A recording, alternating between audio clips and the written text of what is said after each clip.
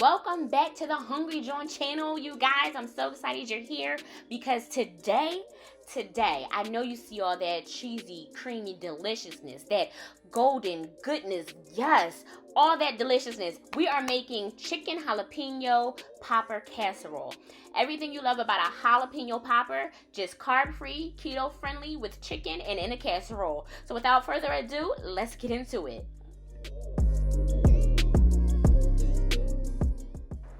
All right, you guys, so before we get started, it is raining outside really hard. So if you hear rain hitting against my window, I'm so sorry. I can't stand the rain. All right, I'm sorry. So let's get into it. We're using 2 pounds of chicken breast, okay? Chicken breast. We are using mushroom medley. You can get that from your local market. I got it from Whole Foods. We are also going to be using 2 cups of frozen broccoli. You want to thaw them out, of course. I'm using 5 strips of thick cut bacon that are fried up and diced up. Okay, we're going to also use 2 jalapeno peppers that I have de-seeded, all right, and diced. We're using white cooking wine. We're going to use pink Himalayan sea salt, black pepper, and garlic powder for our seasonings, as well as cheddar and Monterey Jack cheese shredded. We're also going to be using some ranch dip mix and cream cheese. That's it. Also, you will need 2 sticks of butter. I don't show that, but we're going to use it. Okay, so now we're going to go into washing our chicken.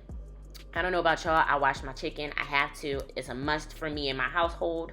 I know I've read like articles that said you can contaminate your kitchen by washing chicken. Oh, that rhymed. But I don't believe in that in my house. No, we wash the chicken. Apple cider vinegar, warm water, salt, and some lemon juice. Scrub it, soak it, rinse it. Now after that, we're gonna pat it dry. Seasonings stick better to dry chicken, okay? I know that sounds weird, but it does.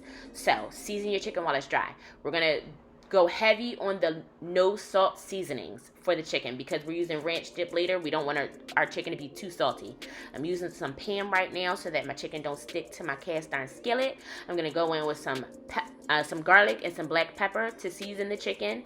And oh, I did use some salt. Oh well, just a little bit though, just a little bit of sea salt. So we're gonna mix that up, and then we're gonna start frying up our chicken. We're frying up our chicken because chicken in general holds a lot of moisture, and because we're doing a casserole, we want to get rid of as much extra moisture from the chicken as possible. Because I don't know about y'all, but sometimes when I used to like cook casseroles, I used to have that little watery stuff in the bottom of my pot, my casserole dish. You know, it was like casserole soup.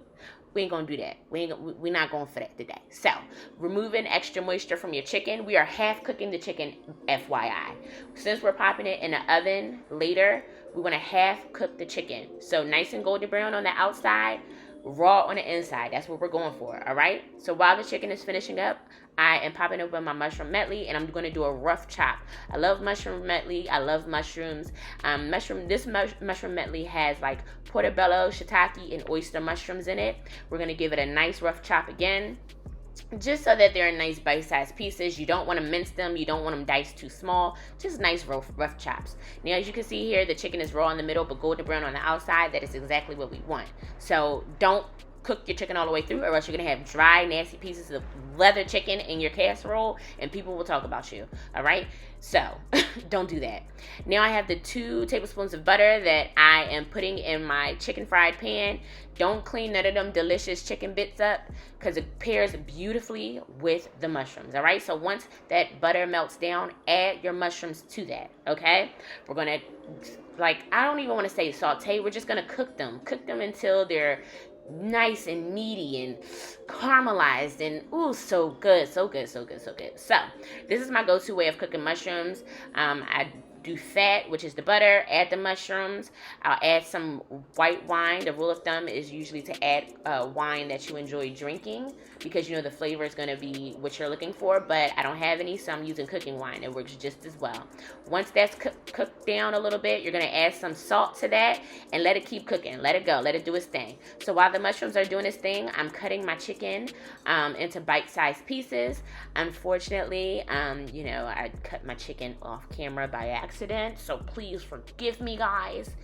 I'm still getting used to this whole cooking on camera, talking to people while I'm cooking type thing. It's a little different, but it's all good. So chop up your chicken into bite-sized pieces. You want it to still be raw in the middle. Yet again, I keep saying that because I don't want y'all emailing me because you cooked your chicken all the way through and now you got dry, nasty pieces of chicken bits in your casserole. Please. Okay, that extra chicken juice that came out of the chicken, that's what we wanted to get out of the chicken. We're going to put it into the mushrooms for flavor. That's a concentrated chicken stock. It's delicious. It's delightful. Put it in your mushrooms. Don't be afraid of salmonella because we're cooking the mushrooms still. We're going to cook all that extra scariness out of the chicken juice, so don't worry. All right?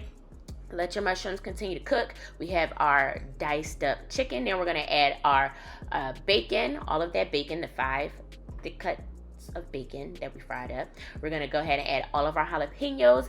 You should leave seeds in it if you want some spice. I didn't, and I was kicking myself because it was not spicy at all. I'm adding my broccoli. My camera is going to cut off. I'm so sorry, you guys, but add all of your ingredients, your mushrooms, your cream cheese, your ranch dip, and your cheese. All right, when you're putting it into the casserole dish, you want to layer your mixture. All right, after you mix everything up in the bowl, you want to put your mixture in, add a layer of cheese, put more of the mixture on top, add another layer of cheese, and then your final addition of the mixture, we're going to put cheese all on top of the casserole, right? You want your casserole to be cheesy and crunchy and just full of flavor. So that's what we're going to do. I'm putting about a half a cup of cheese on top. In total, I used about a cup and a half of cheese in the whole dish in its entirety. Okay, so we put it in the oven, 400 degrees for 15 minutes, uncovered. The last 5 minutes, put it under the broiler, and this is what you get. I had some cilantro that I sprinkled on top. I personally hate cilantro. I think it tastes like soap. But, you know, we wanted it to be pretty for the camera. So I added it. All right. So now I'm going to cut into this casserole, honey. And you want to see that this casserole doesn't lose shape. There is no juice at the bottom. And the chicken stayed perfect. It cooked all the way through. It wasn't overcooked. It was still juicy, delicious. The broccoli was still crunchy. The bacon was still crunchy. It was creamy. It was so good. It was literally like tasting a jalapeno popper. And that's what we were going for. And I tried it, and I was smacking so loud, y'all, that I had to mute it. I couldn't even put it in there because I was smacking so much. It was good.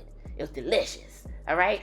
That's what you want. You want to try this. You want to try this. Now, this is a very, very, very rich dish. I highly recommend that you serve it alongside with a salad.